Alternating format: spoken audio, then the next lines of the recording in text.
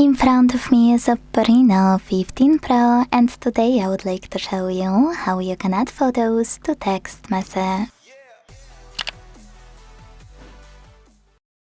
By launching Messages app and selecting or creating a chat. Now, to add any photo you want, click on this icon of a camera and the photo at the bottom. Then click on one right away, or if you don't see it, scroll down and select your photos from here.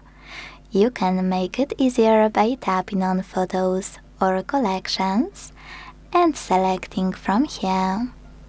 Either way, when you find all of your photos you wanna add and click on them, choose Done at the bottom right corner.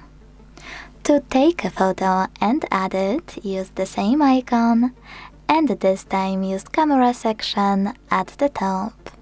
After you take your photo, it will be automatically added. Thanks so much for watching. If you enjoyed this video, leave a like, comment, and subscribe. Bye!